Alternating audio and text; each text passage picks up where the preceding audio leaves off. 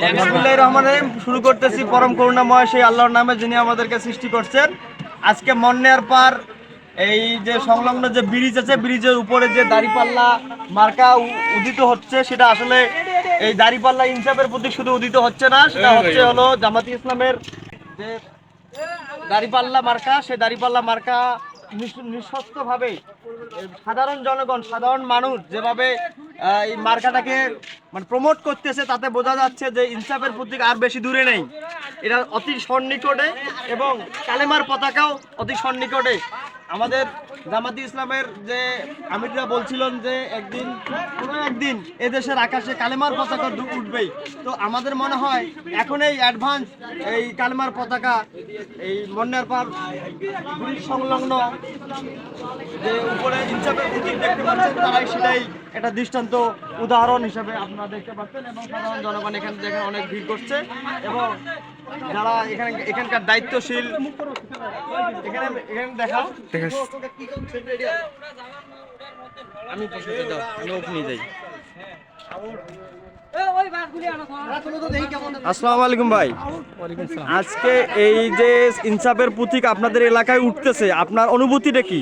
ইনশাআল্লাহ আমার কাছে খুবই ভালো লাগতেছে। ন্যায় এবং ইনসাফের প্রতীক প্রতিষ্ঠিত হোক, আমরা এটাই চাই। এই জন্য আমরা সবাই আর কি উৎসাহিত। আগামীতে নির্বাচনের কেমন নির্বাচন আপনি আশা করেন? ইনশাআল্লাহ আমি ভালো নির্বাচন আশা করি, যেটা যেন ন্যায় এবং ইনসাফের সহিত হয়।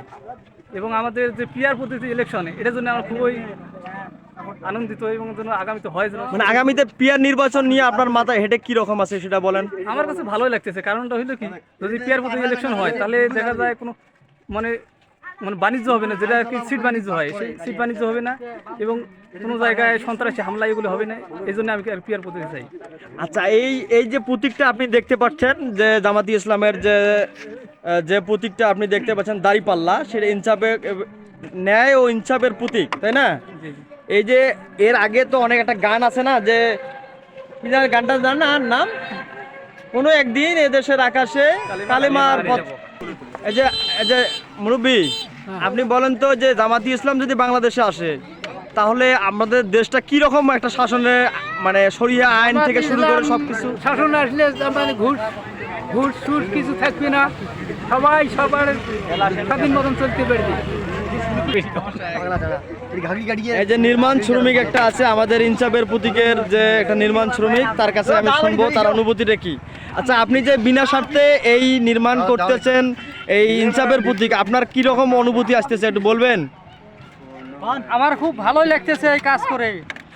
আপনি কি টাকা পয়সা নিছেন এই কাজে? আমি টাকা পয়সা নাই, আমি বিনা স্বার্থে কাজ করতেছি। বিনা স্বার্থে। এই যে এত টাকা, একটা টাকার খরচ তো আছে, বাঁশ কেনা, আবার আনুষঙ্গিক দেখা যায় যে আপনি যে মানে দাঁড়িপাল্লার যে একটা ইনস্ট্রুমেন্ট, মানে যেগুলো লাগে আর কি, সেগুলো তো আপনি তৈরি করছেন, এতে তো অনেক খরচের ব্যাপার। তো আপনি এই খরচটাকে কি চোখে দেখতেছেন, কেমন চোখে দেখতেছেন? এই খরচটা আসলে আমরা এখানকার যে ভাইয়েরা আছে, আমরা সবাই টাকা উঠে এই দাঁড়িপাল্লা। এখানে কি কেউ দায়িত্বশীল লোক ছিল, যে জামাতি ইসলামের দায়িত্বশীল আপনাকে ইন্ধন দিছে যে আপনি এই প্রতীক তোলেন? না, দেয় নাই। আপনি নিজে তুলছেন? আচ্ছা। এই হচ্ছে আমাদের কালীগঞ্জ ইউনিয়ন এবং ভিতরমঞ্চ ইউনিয়নের মধ্যস্থ স্থান। সেই স্থানের মধ্যে মন্নার পার ব্রিজ, সেই ব্রিজ সংলগ্ন যে ইনসাফের প্রতীক, সেই ইনসাফের প্রতীক কিন্তু আজকে আপনারা দৃশ্যমান দেখতেছেন, এবং ব্যাপক হারে সেটা প্রচার করুন। আপনারা এখানে সাপোর্ট করবেন, যাতে আমাদের এই এলাকা থেকে নয়, এলাকার মানে প্রান্তিক এলাকা থেকেও যাতে এভাবেই মানুষ উৎসাহিত হয়ে কালেমার পতাকা যেভাবে উঠবে, সেভাবেই যাতে ইনসাফের প্রতীকটাও তুলতে পারে এবং ইনসাফের প্রতীকটাও মানুষ দেখতে পারে, সেই আশা করে আজকের এই ভিডিও এখানে শেষ করছি। খোদা হাফেজ। আসসালামু আলাইকুম রহমতুল্লাহ।